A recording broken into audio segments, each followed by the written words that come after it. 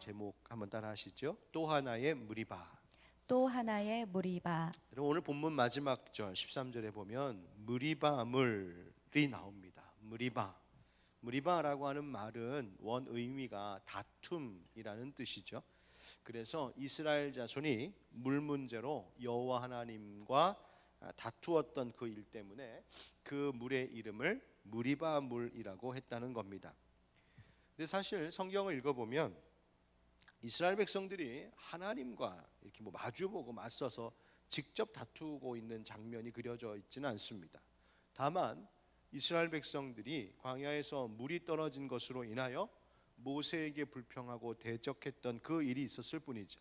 그런데 성경은 그것이 곧 하나님에 대한 불신앙이었다, 그것은 하나님께 불평하고 대적한 일이었다라고 말하고 있는 것이죠. 그래서 그것이 곧 하나님과의 다툼이었노라고 말해줍니다. 그래서 그 물의 이름을 무리바, 물, 곧 다툼의 물이라고 부른다, 이렇게 이야기하는 것이에요. 그런데 여러분 기억하십니까? 이 무리바라고 하는 이름이 민수기 20장에만, 오늘 본문에만 처음 나온 것이 아닙니다. 이미 이스라엘 광야 역사 속에서는 무리바 사건이 이미 있었습니다. 언제? 출애굽기 17장에서 있었습니다. 이스라엘이 애굽에서 나온 지 얼마 되지 않았을 때 르비딤이라고 하는 곳에 장막을 치고 진을 치고 있을 때인데, 그때도 백성들이 물이 없어서 우리를 애굽에서 인도하여 내더니 기껏 이 광야에서 목말라 죽게 하려느냐 그러면서 모세를 원망하고 거의 돌로 칠 기세였습니다. 그래서 그때도 하나님께서 모세로 하여금 지팡이로 반석을 치게 하시고 거기서 나오는 물을 마시게 하셨어요. 그래서 출애굽기 17장 7절 말씀 이렇습니다. 한번 같이 읽어보실까요? 앞에 화면 보시고 시작. 그가 그곳 이름을 마사 또는 무리바라 불렀으니 이는 이스라엘 자손이 다투었음이요, 또는 그들이 여호와를 시험하여 이르기를 여호와께서 우리 중에 계신가 안 계신가 하였음이더라. 아멘. 그냥 물이 없는 것 자체가 문제가 아니었고, 또 모세와 아론을 원망했다, 그 사실로 끝나는 것이 아니라 이 일이 무엇이라고 하면 우리 중에 하나님이 계신가 안 계신가, 즉 하나님의 살아계심을 의심하고 하나님의 임재를 의심하고 하나님의 은혜와 능력을 의심하는 하나님에 대한 불신이었다는 겁니다. 그때 있었던 그 무리바, 그래서 그때도 이름을 무리바라고 했는데, 다시 오늘 본문인 민수기 20장에 와서 이 무리바라고 하는 이름이 또 등장하는 겁니다. 그러니까 여기서 알 수 있는 것이 뭐냐면, 무리바라고 하는 이름은 어느 한 지역 혹은 어느 한 지역의 물을 가리키는 고유의 이름이라기보다는 이스라엘이 하나님께 대적하고 불평했던 바로 그 일들을 기억하도록 설명해주고 있는 상징적인 이름이 바로 무리바라는 것을 알 수 있어요.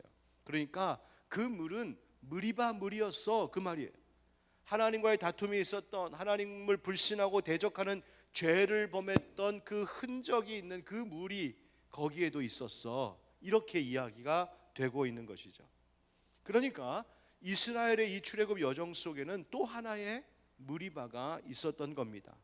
또 한 번의 하나님 대적함이었고 또 한 번의 하나님에 대한 불신과 불평이었어요. 그들의 역사 속에, 그들의 여정 속에 똑같은 이유로 똑같은 잘못, 죄를 반복했다는 말입니다. 여러분 그것이 우리에게 의미하는 바가 무엇인지 오늘 말씀 본문 전체를 통하여 다시 한번 살펴보고 생각해 보려고 합니다. 오늘 본문 함께 읽은 단락의 1절 말씀이 이렇습니다. 여러분 1절 다시 한번 읽어보실까요? 1절입니다. 시작.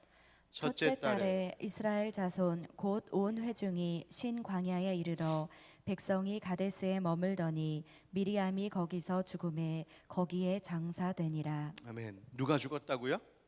미리암. 누굽니까 미리암이? 모세의 누이, 그렇죠?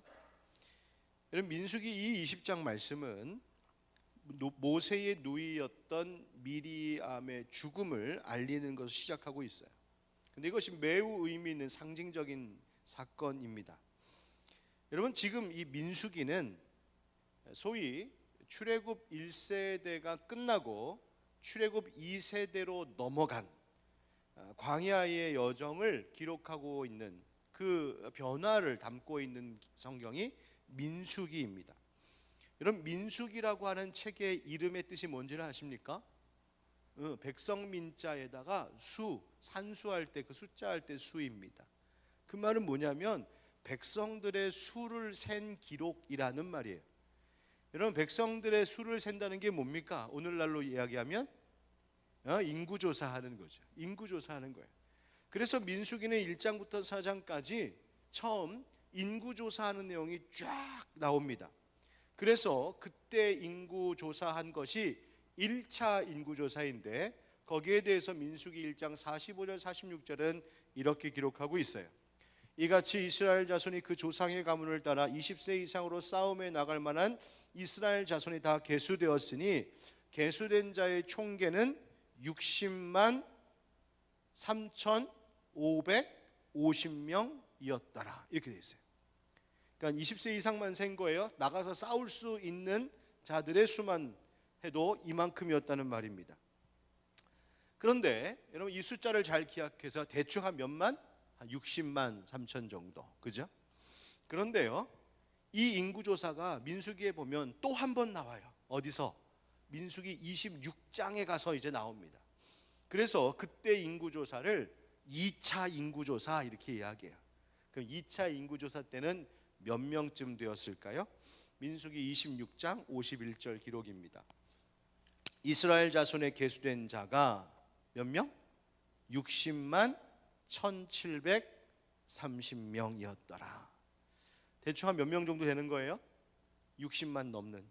1차 때보다는 뭐 조금 줄긴 했지만 그 수를 거의 유지하고 있는 거죠. 여러분 이게 왜 중요할까? 성경을 읽을 때 이러한 것들이 매우 민수기엔 중요한 부분임을 놓치지 마셔야 돼요.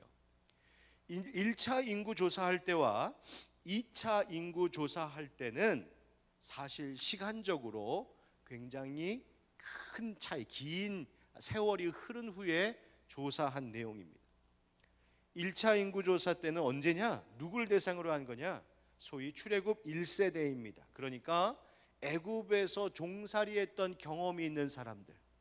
그래서 모세의 손에 이끌림 받아 그 애굽에서 나와 광야의 생활을 시작한 그 1세대를 대상으로 인구조사하니까 약 60만 3천 정도가 되었었다 그 얘기예요. 그러면 2차 인구조사의 대상은 누구냐? 1차 때 그 사람들이 아닙니다. 이 2차 인구조사의 대상은 출애굽 2세대, 다시 말하면 광야에서 태어난 사람들입니다. 광야에서 태어난 사람들, 누구만 빼고? 갈렙과 여호수아만 빼고 이 광야에서 태어난 사람들. 기억하시죠? 이스라엘 백성들이 불순종으로 바로 들어갈 수 있었던 그 가나안 땅 정탐꾼 갔다가 갈렙과 여호수아만 빼고 나머지는 부정적인 보고를 함으로 하나님께서 그것을 막으시고 빙글빙글 돌리시잖아요. 광야에서요. 또 광야에서 그렇게 해서 긴 세월이 흐르지 않았습니까? 또 긴 세월 흐르는 동안에 그 사이에 우상 숭배도 있었고 하나님을 원망하고 대적하는 일들도 있었고 그래서 하나님이 심판하셔서 재앙을 내리시는 일들도 있어서 그때마다 수많은 사람들이 광야에서 죽어나갔어요. 그럼에도 불구하고 이스라엘 출애굽 백성들이 세대가 1세대에서 2세대로 완전히 바뀌었음에도 불구하고 하나님께서는 이스라엘 민족의 그 수를 보존하셨음을 말해주고 있는 것이 민수기입니다. 그래서 백성들의 수를 세는 것이 중요한 포인트예요. 그 하나님, 이스라엘 백성들이 그렇게 대적하고 하나님 앞에 반항하고 원망하고 불신과 의심 속에 그렇게 불순종했던 이스라엘 백성들임에도 불구하고 하나님이 그들을 벌하여 완전히 멸하지 않으시고 그 백성들의 수를 그대로 지키심으로 가나안 땅의 그 수를 들어가게 하신 하나님의 그 신실하심, 하나님의 은혜, 하나님의 능력을 말해주고 있는 것이 바로 민수기입니다. 자, 그런 관점에서 보면 아까 우리 읽었었던 오늘 본문의 1절 미리암 죽음에 대한 이 기사는 의미하는 바가 커요. 왜? 바로 출애굽 1세대와 그 지도자들이 가나안 땅에 다 들어가지 못하고 광야에서 죽게 되었다라고 하는 것을 지금 말해준 것이 1절이기 때문이에요. 그래서 여러분 성경 1절에 보면 첫째 딸 이렇게 되잖아요. 첫째 딸. 이게 언제일까? 아마도 이스라엘 백성들이 출애굽한 지 40년째 되던 해의 정월 첫 달을 의미하는 것으로 봅니다. 하나님 거역했다가 그 거역했던 세대, 불신했던 세대는 광야에서 다 죽고 광야 생활 그 직후에 2년째 있었던 일들까지가 우리가 그 전까지 함께 나누었던 본문 출애굽기와 민수기 이야기였다면 갑자기 19장에서 20장으로 딱 넘어갈 때는 그 중간 38년이 훅 뛰어넘어서 40년 후의 이야기를 하고 있는 거예요. 그러니까 그 무려 약 38년의 그 긴 간격 속에 그 짧지 않은 이스라엘의 광야 생활 가운데에 그 백성들이 어떠한 모습이었을까? 바로 그 모습을 상상할 수 있게 하는 내용이 오늘 본문의 이야기입니다. 그 백성들이 어떤 모습이었을까? 그 38년 동안에 회개하며 하나님 앞에 온전히 바르게 섰을까? 여러분 우리도 신앙생활 10년, 20년, 30년, 40년 해오신 분들 많이 계시죠? 그때나 지금 나는 과연 어떻게 변해 있을까? 하나님 나를 어떻게 바라보고 계실까? 이 말하면 꽤 괜찮아졌지 뭐. 여러분 혹시 그런 생각하세요? 만약 그런 부분이 있다면 그것도 그 백성들의 수를 지키신 하나님께서 나를 지켜주신 은혜인 줄 믿으시기 바랍니다. 내가 한 것 아니라는 거예요. 하나님이 나 지켜주셨기 때문이라는 거예요. 여러분 이 백성들이 어땠는가 봤더니 오늘 본문 2절 3절 한번 다시 읽어보겠습니다. 2절 3절 시작. 회중에 물이 없으므로 모세와 아론에게로 모여드니라. 백성이 모세와 다투어 말하여 이르되 우리 형제들이 여호와 앞에서 죽을 때에 우리도 죽었더라면 좋을 뻔하였도다. 아멘. 여러분 보십시오. 여전히 백성들은 38년 전이나 지금이나 불평과 원망이 그대로입니다. 하나님의 하실 일에 대한 신뢰와 감사는 그냥 그때만 잠시 있을 뿐 사라지고 지금 당장의 불편한 부족함 때문에 하나님 원망하고 모세 원망하고 있어요. 그 모습이 38년이 지난 후에도 여전했다는 겁니다. 불평을 쏟아놓은 이유가 뭘까 봤더니 물이 없어서예요. 얼마나 디테일하게 불평을 하는지 4절 5절에 보면 너희가 어찌하여 여호와의 회중을 이 광야로 인도하여 우리와 우리 짐승이 다 여기서 죽게 하느냐? 너희가 어찌하여 우리를 애굽에서 나오게 하여 이 나쁜 곳으로 인도하였느냐? 이곳에는 파종할 것이 없고 무화과도 없고 포도도 없고 석류도 없고 마실 물도 없도다. 없고 없도다.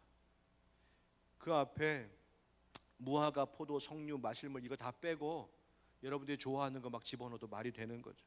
돈도 없고 집도 없고 차도 없고 건강도 없고 젊음도 없고 즐거움도 없고 기쁨도 없고 감사도 없고. 여러분 세대가 바뀌었는데도 불평의 이유가 달라지지 않아요. 이들의 불평과 원망은 하나님께서 지난 40년 동안 놀랍도록 지켜주신 그 모든 은혜, 여러분 40년이 될 때까지 그 수가 유지되면서 되도록 하나님께서 이스라엘 백성들을 지키시기 위해서 행하신 일이 얼마나 많습니까? 38년 전이나 지금도 동일하게 하나님은 불기둥과 구름기둥으로 이스라엘 백성들을 인도하시고 아침마다 만나로 먹이시고 입히시고 나중에 모세가 고백하는 것 같이 그들의 옷도 신발도 의복도 떨어지지 않을 만큼 하나님께서 붙드시는 은혜, 돌보시는 은혜가 지난 38년, 40년 동안 지속되었음에도 불구하고 그들은 그 모든 은혜를 다 지워버리고 그 모든 은혜를 다 가려버리고 없고 없네요 하나님. 이런 물론 광야 생활이 어떻게 편하겠습니까? 이 척박한 광야에서 어디로 가야 될지도 모르는 것처럼 그렇게 살아가는 것이 뭐가 좋겠어요. 하지만 생각해보면 힘든 여정이었기 때문에 오히려 그 힘든 만큼 하나님의 은혜가 더했다는 사실을 믿는 자들은, 하나님의 성도들은 그것을 기억하며 살아야 되는 것이죠. 내 인생 너무 힘들었어. 그걸로 끝나는 것이 아니라 그런데 그만큼 하나님 은혜 주셨어. 여러분, 골이 깊을수록 물이 그만큼 많이 차이는 거죠. 내 인생의 굴곡이 그렇게 심했지만 그 굴곡은 내가 넘어지는 굴곡이 아니라 하나님의 은혜의 물이 채워지는 시간들이었어. 이것이 우리의 고백이어야 하는 것이죠. 그런데 이스라엘 백성들이 그러지 않았다는 거예요. 또다시 원망합니다. 여러분, 우리 회개해야 될 것이 뭘까요? 하나님 은혜 잊어버리고 사는 겁니다. 왜 하나님에 대한 원망과 불신이 생길까요? 마찬가지로 하나님 은혜 잊었기 때문입니다. 우리의 습관적인 불평과 원망 때문인 것이죠. 그래서 마치 이스라엘 백성들 출애굽 1세대, 다시 말하면 부모 세대가 하나님을 원망하고 불신했던 그 습관들이 그대로 그 자녀 세대, 이 세대까지도 이어져서 똑같이 불평하고 원망하는 것, 그렇게 우리도 그런 죄를 반복하며 살고 있지는 않을까요? 저는 오늘 말씀 묵상하면서 마음속에 섬찟하는 느낌이 들었어요. 우리 아이들 앞에서 내가 불평하고 원망하는 말을 내뱉은 건 없었을까? 내 가족들에게서 혹은 심지어 우리의 성도들 앞에서 목사인 제가 혹시 불평하고 원망하는 말 한 적 없었을까? 만약 그렇다면 그것이 그들에게도 이어져 가고 그것을 배울 텐데 두려움이 오더라고요. 여러분 가정에서 자녀들에게, 가족들에게, 또 우리 교우들에게, 서로에게 어떤 말을 하도록 영향을 주고 계십니까? 여러분, 우리 아이들이, 우리 자녀들이, 우리 후손들이 가정에서 믿는 부모가 감사와 찬양을 말하고 노래할 때 그 아이들도 어딘가에 가서 똑같이 감사와 찬양을 말할 테고, 만약 내가 우리 자녀들 앞에서 불평하고 원망하고 하나님 불신의 말들 쏟아낼 때 아마 어쩌면 내가 보지는 못하지만 그 어딘가에서 우리 아이들 똑같은 문제 만날 때 그거 그대로 배워 똑같이 불평하고 원망하고 의심하면서 살 수 있다는 사실을 우리가 깨어 기억해야 할 줄 믿습니다. 여러분, 하나님 은혜의 일이 없어서 우리가 감사가 없는 것이 아니죠. 은혜 중에 살면서도 지난 세월이 다 하나님의 은혜였음에도 불구하고 반복되는 우리의 습관적인 불평과 원망의 말들 때문에 하나님의 은혜를 가려버리는 죄를 범하고 있는 거예요. 여러분, 돌아오는 이제 주일이 추수감사 주일인데, 여러분 왜 추수감사절을 지킬까? 사실은 매주일이 감사주일 아닙니까? 무엇을 수확해서만 아니라 더 중요한 것은 우리를 먹여주시고 입혀주시는 하나님께도 감사하겠지만 더 근본적인 우리 그리스도인들에게 감사의 이유가 있잖아요. 우리 아까 찬양할 때도 노래했잖아요. 예수님 때문에, 예수님 때문에. 여러분, 우리의 삶의 감사의 이유는 나 같은 죄인 살리신 예수님 구원의 은혜 때문인 줄 믿습니다. 이것이 감사할 우리의 가장 근본적인 원인, 이유이죠. 그런데 그 구원의 은혜를 잊고 살 때에 우리는 무너지는 겁니다. 여러분, 매주일은 그래서 감사주일이에요. 왜 우리가 그 허구 많은 날 중에 하필이면 일요일을 주님의 날이라고, 주일이라고 정해서 우리는 주일을 지키고 있을까? 월요일도 그럴 수 있고 화요일도 그럴 수 있고 수요일도 될 수 있는데, 옛 유대인들은 토요일을 안식일로 지켰다는데 왜 우리는 왜 일요일을 주일로 지키고 있을까? 주님의 날로 지키고 있을까? 다른 이유 아니죠. 예수님께서 나를 위해 죽으시고 사흘 만에 부활하신 그날이기 때문이에요. 안식 후 첫날 부활하신 예수님, 그래서 그날을 기억하는 거예요. 그러니 매 주일은 사실 감사의 주일, 매주일이 감사절인 거죠. 여러분, 주일만 감사의 날입니까? 아니요, 사실은 매일이 감사하는 날이죠. 매일매일이 아침마다 새롭고 늘 새로우니 주의 인자하심과 성실하심이 영원하시도다. 여러분, 우리가 아침마다 눈을 뜰 수 있고 그 하루를 살아갈 수 있고 오늘도 하루를 평안히 잠들 수 있는 이유, 하나님 은혜 주셨기 때문이죠. 매일이 감사이죠. 그러니 여러분, 우리의 삶 가운데 추수감사절만이 아니라 매주일을, 매일을 감사로 살아갈 수 있는, 그래서 하나님 이것도 없고 없네요가 아니라 하나님 이것도 주셨고 이것도 주셨고 저것도 주셨고 이것도 다 주셨네요, 그 고백으로 매일을 살아갈 수 있는 우리 모두가 되게 주님 이름으로 축복합니다. 여러분, 은혜를 잊고 살면, 감사를 할 줄 모르고 불평하고 원망하는 죄 짓고 살면 그것이 우리의 삶의 습관이 되고 반복됩니다. 그러면 어떤 일이 벌어질까? 우리는 내 인생 가운데 또 다른 무리바를 만드는 거예요. 출애굽 1세대가 무리바의 물을 만들었던 것처럼 그 2세대가 똑같이 지금 하고 있는데 우리도 그 일을 할 수 있다는 거예요. 내가 원망하고 불평한 것 때문에 내 삶에 또 다른 무리바를 자꾸만 만들어가는 것, 그리고 그것이 생활 중에 습관처럼 자리 잡고 있어서 내 자녀들에게, 가족에게, 다른 사람에게 그것을 똑같이 답습하게 만들고 있는 우리들의 옳지 못한 태도가 있지는 않은지 돌아봐야 됩니다. 여러분, 우리가 자녀들에게 은연중에 그런 것 가르치고 있지는 않을까? 나의 삶뿐만 아니라 다음 세대까지 또 다른 무리바를 만들게 하는 우리들은 아닌지. 여러분, 우리가 그런 부모 세대가 아니라 우리 자녀들에게 무리바가 아닌 하나님 찬양하고 예배하는 그 선한 유산을 물려줄 수 있는 우리 되기를 주의 이름으로 축복합니다. 그래서 우리의 인생 가는 걸음걸음이 무리바만 자꾸 만들어내는 인생이 아니라 믿음의 발자취, 믿음의 흔적들을 만들어낼 수 있는, 그래서 우리가 이 세상 떠났을 때 우리 다음 세대가, 그래 우리 어머니는, 우리 아버지는 그렇게 어려운 광야 같은 삶의 순간에도 하나님 찬양했고 하나님 믿었고 거기서 하나님 주시는 생수를 맛보며 사셨지, 나도 그렇게 살아야겠다, 나도 그렇게 살아야겠다, 그것을 기억할 수 있게 하는 여러분 우리 모두가 되기를 주님 이름으로 축복합니다. 이스라엘 백성들에 대한 이 모세와 아론의 반응이 어떠했는가 봤더니 역시 회중에게서 떠나 회막 앞에 엎드렸다, 하나님 앞에 기도했다 합니다. 하나님 뭐라고 하셨냐면 8절 말씀 보십시오. 지팡이를 가지고 네 형 아론과 함께 회중을 모으고 그들의 목전에서 너희는 반석에게 명령하여 물을 내라 하라.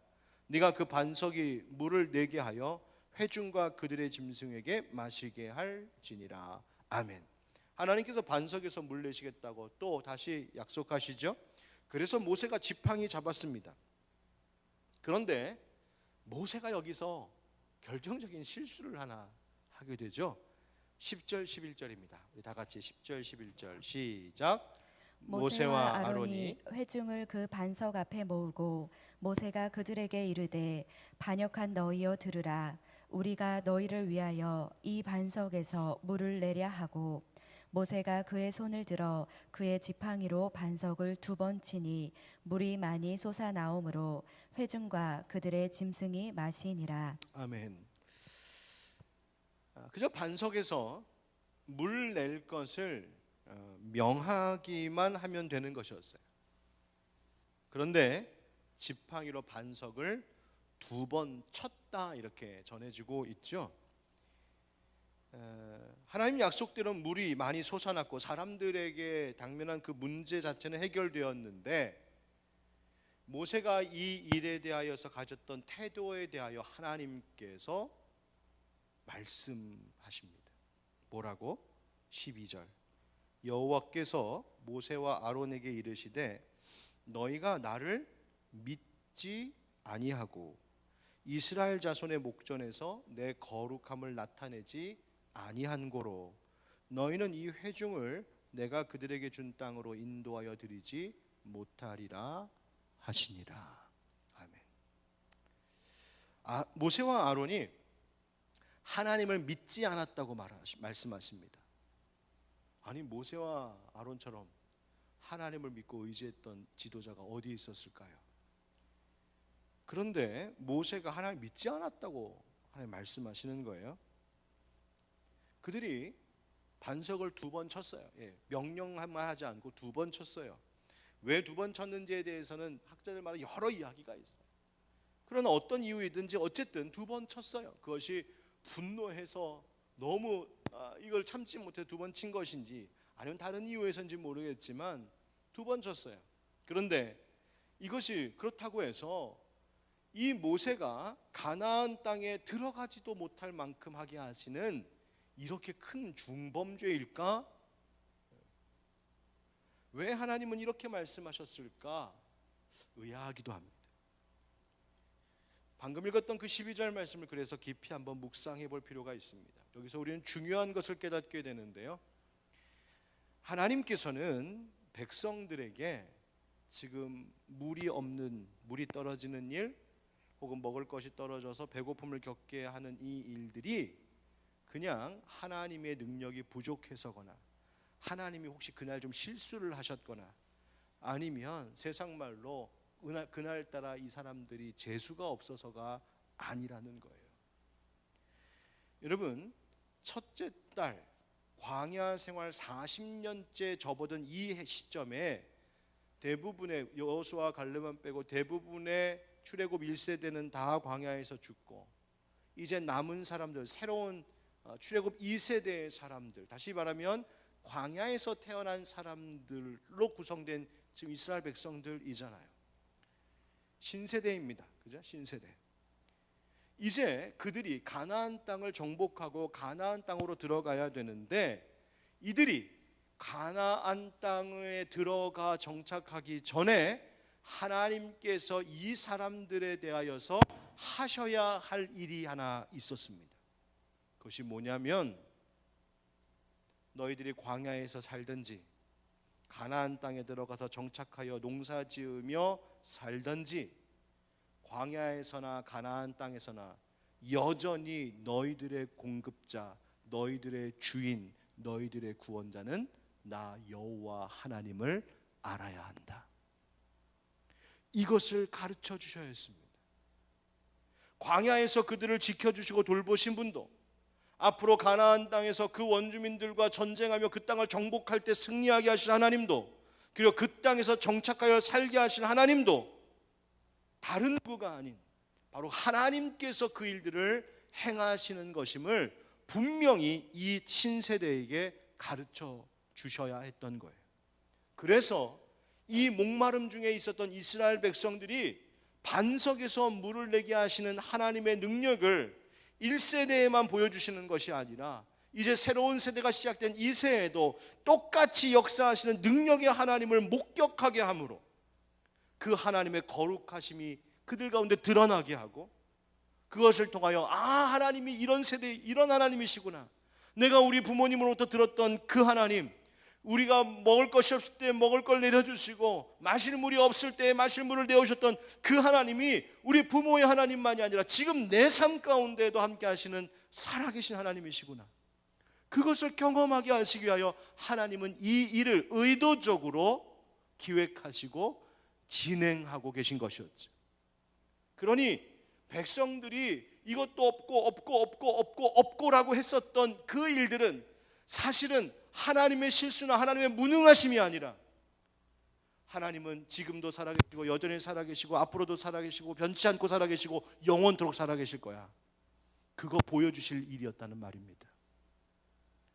그런데 그것을 알지 못했던 모세와 아론이 사람들의 원망에 분노했던 것이죠. 하나님이 하시는 일을 이해하지 못한 것입니다. 하나님의 뜻이 무엇인지를 알고 그분의 그 거룩하심을 나타내야 했던 모세와 아론이 도리어 그것을 반석을 2번 치는 일로 그 하나님의 거룩하심을 나타내지 못하였느라고 하나님이 안타까워 하신 것이죠. 즉 하나님의 계획이란 이스라엘 백성들의 목마름, 지금 당장 물 못 마시는 그 목마름만 해결해 주려고 반석에서 물을 내실었던 것이 아니라, 더 중요한 것은 하나님의 은혜가 이전에도 지금도 앞으로도 변함없을 것임을 보여주시기 위한 하나님의 기획된 하나님의 사건이었음을 드러내야 했다는 말입니다. 여러분, 오늘 주님께서 주시는 이 말씀을 통하여 우리에게 깨닫게 하시는 바가 있습니다. 우리의 삶에 반복해서 부딪혀오는 문제들이 있습니다. 우리 부모님 때에도 이런 어려움 때문에 우리 가정이 힘들었고, 지금도 또 똑같은 문제들을 만나기도 하고, 그 문제가 해결되지 않고 내 생활 속에서도 여전히 그때나 지금이나 계속해서 반복되어 오는 똑같은 문제, 마치 물이 또 떨어진 것처럼 말이죠. 그러나 그 반복되어 부딪혀오는 문제들, 어려움들 속에도 반드시 하나님의 의미와 하나님의 목적은 있다는 사실을 잊지 않으시길 주님 이름으로 축복합니다. 우리 믿는 자들에게는 바로 그렇게 하실 은혜의 하나님이심을, 그 거룩하신 하나님이심을 드러내야 할 목적과 사명이 우리의 인생 가운데 있습니다. 하나님의 능력, 하나님의 인도하심, 하나님의 그 거룩하심을 나타내야 할 의무가, 사명이 우리 가운데 있다는 말입니다.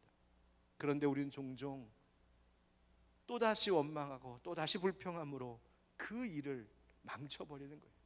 또 의심하고 또 분노함으로 내가 하나님의 거룩하심을 나타내야 될 그 일들을 망쳐놓고 있다는 말입니다. 오늘 13절 말씀에 이렇게 되어 있어요. 13절 다시 한번 읽어봅시다. 시작. 이스라엘 자손이 여호와와 다투었으므로 이를 무리바 물이라 하니라. 여호와께서 그들 중에서 그 거룩함을 나타내셨더라. 아멘. 보십시오. 모세와 아론은 하나님의 그 거룩하심 나타내는 것을 실패했어요. 그 순간에, 그 일로. 그런데 하나님께서는 그 여전히 변함없이 그 반석에서 물을 내심으로 성경에 뭐라고 합니까? 여호와께서 그들 중에서 그 거룩함을 나타내셨더라. 여러분, 이것이 하나님의 능력이고 하나님의 신실하심입니다. 맞습니다. 우리는 또 실패할 때가 있어요. 또 무리바 또 만들 때 있습니다. 해놓고도 또 후회하고 나 왜 그랬지? 내가 왜 그랬을까? 또 그럴 때가 있어요. 그런데도 우리의 삶에 소망이 있는 이유가 뭔지 아십니까? 나는 실패해도 하나님은 성공하시기 때문입니다. 나는 넘어져도 하나님은 하나님의 일을 계속 하시기 때문이에요. 그래서 소망이 있는 겁니다. 여러분, 오늘 주신 말씀 우리 마음에 다시 한번 새기면 좋겠습니다. 내 안에 나도 모르게 습관된 불평, 원망, 불만, 불안, 근심, 그거 버리십시다. 이런 것들이 하나님의 은혜를 잊어버리게 하고 지난 세월 동안 베푸셨던 은혜를 가려버릴 수 있다는, 여러분, 이것을 우리가 하나님 말씀으로 받아야겠습니다. 또한 어떤 어려움에도 하나님의 크신 뜻과 의미가 있음을 기억하고 그 일을 통하여 나타내실 하나님의 능력과 하나님의 거룩하심을 나 또한 신뢰하고 나타낼 수 있는 믿음의 사람들 되시길 주님 이름으로 축복합니다. 그래서 우리의 삶에 또 다른 무리바 자꾸만 만들지 말고 하나님 앞에 불평과 원망의 흔적들을 남겨두는 것이 아니라 살아온 삶의 뒤 발자취가 감사의 흔적, 믿음의 흔적, 찬송의 흔적들을 쭉 남겨감으로 우리의 다음 세대, 우리의 자녀들이, 또 우리 교회가 그렇게 함으로 우리 교회의 다음 세대들이 그 감사와 찬송, 믿음의 흔적들을 잘 따라올 수 있기를, 그런 일들을 행하는 우리 부모 세대, 우리의 가정, 또 우리 하늘빛 광성교회가 되기를 예수 그리스도의 이름으로 축원드립니다. 아멘.